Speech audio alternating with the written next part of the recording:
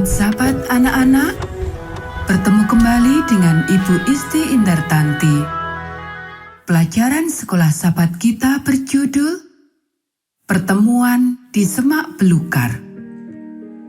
Ayat hafalan Roma pasal 12 ayat 6-8. Demikianlah kita mempunyai karunia yang berlain-lainan menurut kasih karunia yang dianugerahkan kepada kita.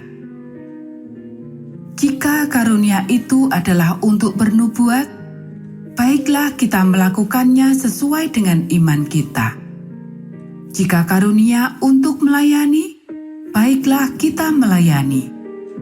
Jika karunia untuk mengajar, baiklah kita mengajar. Jika karunia untuk menasihati, baiklah kita menasihati. Siapa yang membagi-bagikan sesuatu, hendaklah ia melakukannya dengan hati yang ikhlas.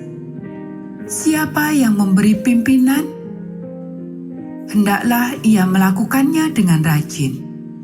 Siapa yang menunjukkan kemurahan, hendaklah ia melakukannya dengan sukacita.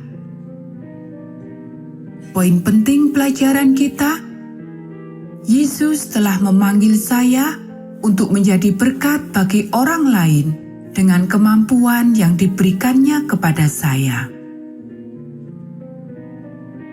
Bayangkan jika engkau telah belajar bermain piano selama 1 tahun, kemudian engkau diundang untuk bermain di dalam sebuah konser akbar di negaramu. Bagaimanakah perasaanmu? Bagaimana sikapmu berubah jika seorang menyatakan bahwa kalau engkau mempercayainya, niscaya hasil kerjamu akan baik? Dalam pelajaran kita hari ini, kita akan mengetahui apa yang terjadi ketika Allah meminta Musa untuk melakukan pekerjaan yang masih asing baginya. Semak belukar masih terbakar, dan Musa bingung apa yang terjadi padanya. Allah yang dikenal sebagai Yang Maha Esa baru saja memberitahu bahwa ia menginginkan Musa kembali ke Mesir. Ia harus memberitahukan kepada pemerintah Mesir untuk melepaskan umatnya. Mereka tidak akan mau melepaskan para budaknya. Musa berkata pada dirinya sendiri, "Aku telah mencobanya bertahun-tahun yang lalu. Gantinya berterima kasih kepadaku karena telah membunuh seorang Mesir yang memukuli budak Ibrani. Orang-orang Israel malah mengejekku dan orang-orang Mesir mengejarku. Aku baru saja meloloskan diri." Allah telah menunjukkan 3 tanda keajaiban yang akan ia gunakan untuk mengesankan orang-orang Mesir. Ia dapat melemparkan tongkatnya dan berubah menjadi ular. Ia dapat memasukkan tangannya ke dalam jubahnya dan berubah menjadi putih dan kena kusta.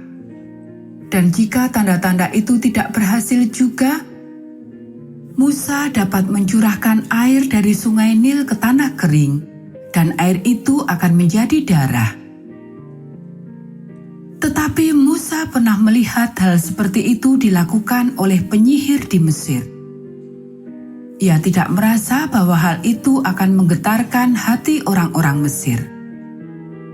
Musa telah mengembara dan mengembalakan domba selama 40 tahun. Ia tidak lagi merasa bahwa ialah yang harus membawa bangsa Israel keluar dari Mesir. Ia bahkan tidak yakin masih bisa berbahasa Mesir. Domba-domba sajalah yang tidak membuatnya gugup. Tetapi Musa tidak dapat tinggal diam berlama-lama dan menyesali diri. Allah berbicara lagi. Musa mengedipkan mata dan melihat ke arah semak belukar yang bernyala-nyala terus. Siapakah yang memberikan manusia mulut? Siapakah yang membuat manusia tuli atau bisu? Siapakah yang membuat manusia melihat atau buta? Bukankah Aku, yakni Tuhan? Sekarang pergilah. Aku akan menyertai lidahmu dan mengajari engkau apa yang harus engkau katakan. Allah menawarkan Musa segala sesuatu yang dibutuhkannya untuk menyelesaikan tugasnya. Tetapi Musa masih takut. Ya Allah, utuslah orang lain untuk melakukannya. Semak belukar itu pun menggertak dan terbakar. Aku mungkin terlalu banyak mengeluh, pikir Musa. Aku ini tahu Allah tidak senang. Kenapa aku begitu enggan untuk mempercayainya dalam hal ini? Allah berbicara kembali. Bagaimanakah dengan kakakmu Harun orang Lewi itu? Aku tahu ia pandai berbicara. Ia telah berangkat untuk menemuimu, dan ia akan bersukacita dalam hatinya bila bertemu dengan engkau. Kakaknya akan datang. Musa gembira. Ia tidak bertemu dengan kakaknya selama bertahun-tahun. Alangkah senangnya bisa berkumpul lagi. Dan Allah benar. Harun mengetahui bagaimana berbicara sebenarnya. Mereka akan menjadi tim yang kuat. Rasa takut mulai hilang. Musa, Allah melanjutkan dari semak belukar. Engkau akan berbicara dengannya dan menaruh perkataan itu dalam mulutnya. Aku akan menolong kalian berdua untuk berbicara dan mengajarkan kalian apa yang harus diperbuat. Musa mulai dapat melihat berbagai kemungkinan.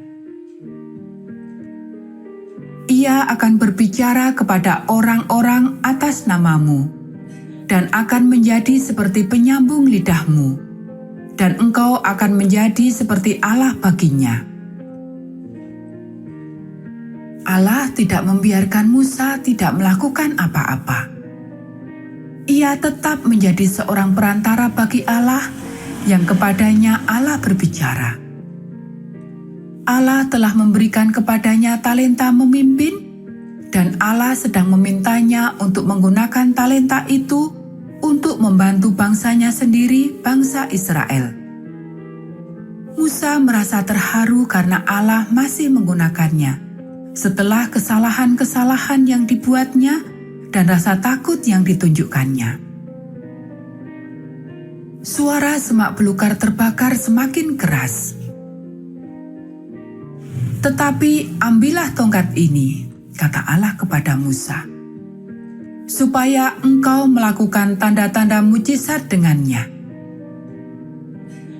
Dengan hati-hati, Musa menunduk ke tanah untuk mengambil tongkatnya. Ketika ia berdiri lagi, semak belukar itu pun tidak lagi terbakar. Tanah di bawah kakinya mulai terasa dingin karena hari mulai malam. Musa mengenakan kasutnya lagi. Allah telah berjanji untuk mengajarkan aku apa yang harus kuperbuat, pikir Musa. Ia bahkan menyuruh seseorang dengan talenta berbeda dariku untuk membantu. Ia kembali kepada domba-dombanya. Pada saat aku berpikir akan menghabiskan sisa hidupku dengan tenang, menggembalakan domba, Allah memanggilku untuk menggembalakan manusia. Musa tersenyum kepada dirinya sendiri. Pelayanan ini dipersembahkan oleh keluarga Pendeta Kurnaidi. Semoga menjadi berkat untuk kita semua.